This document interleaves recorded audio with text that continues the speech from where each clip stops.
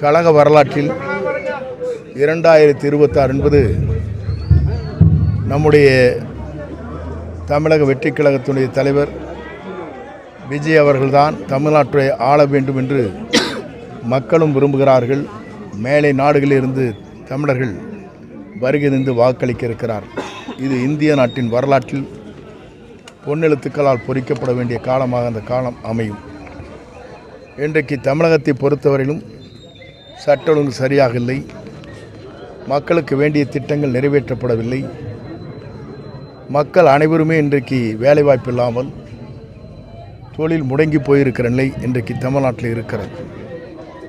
குறிப்பாக தமிழ்நாட்டை பொறுத்தவரையிலும் ஏழை எளிய மக்கள் வாழ்ந்து கொண்டிருக்கிற மகாத்மா காந்தி ஊரக வேலைவாய்ப்பு திட்டம் என்பது இன்று இரு அரசுகளாலும் நடைபெற முடியாத ஒன்றாக இருந்து கொண்டிருக்கிறது.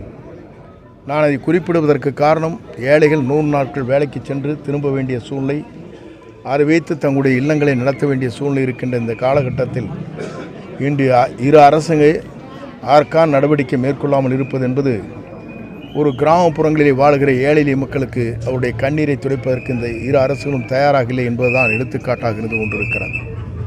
ஆகவே ஏழை மக்களுடைய கண்ணீரை துடைப்பதற்கு, எதிர்கால தமிழகத்தை உருவாக்குவதற்கு, சட்ட ஒழுங்கை பேணி காப்பதற்கு, மின்வெட்டே இல்லாத தமிழகத்தை கொண்டு வருவதற்கு, சிறந்த கல்வியை தமிழகத்தில் உருவாக்குவதற்கு, அதே நேரத்தில் பெண்களுக்கு முழு பாதுகாப்பு அளிப்பதற்கு, எல்லோரும் எல்லாம் பெற வேண்டும் என்ற நோக்கத்தோடு அனைவருக்கும் ஒவ்வொருவருக்கும் ஒரு இல்லங்கள் அமைத்து தருவதற்கு, அதே நேரத்தில் 2 சக்கர வாகனங்கள் இல்லாதவர்களுக்கு 2 சக்கர வாகனங்கள் வழங்குவதற்கு நம்முடைய வெற்றி கழகத்துடைய தலைவர், நம்முடைய வெற்றி தளபதி விஜய் அவர்கள் அங்கே காஞ்சிபுரத்தில் நடைபெற்ற நிகழ்ச்சியில் இதை எழுச்சியோடு எங்களுடைய எதிர்காலத்தில் நிறைவேற்றப் போகிறோம் என்று குறிப்பிட்டிருக்கிறார்கள்.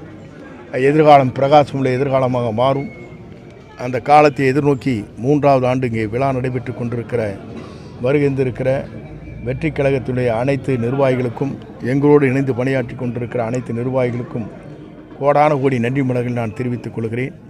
இன்றைய நிகழ்ச்சியை பார்க்கின்ற போது உங்களுக்கு தெரியும், ஒரு பேருந்து இங்கே கட்டப்பட்ட இடம் இதனுடைய சட்டமன்ற நிதியிலிருந்து கட்டப்பட்டிருக்கிற நிதி.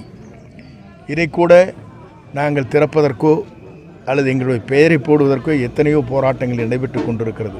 இந்த போராட்டத்தை பார்க்கின்ற போது இருவருமே இணைந்து அதற்காக எதிர்ப்பை தெரிவித்துக் கொண்டிருக்கிறார் திமுக, அண்ணா திமுக என்பதுதான் வேடிக்கையாக இருக்கிறது.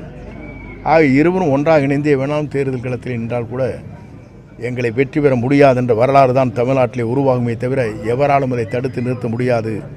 அடுத்த தமிழகத்தின் முதல்வர் நம்முடைய வெற்றி கழகத்துடைய தலைவர் வெற்றி தளபதி விஜய் அவர்கள்தான் வருவார்கள். அதை யாராலும் மாற்றி காட்ட முடியாது என்ற வரலாற்றை நாம் படைப்போம்.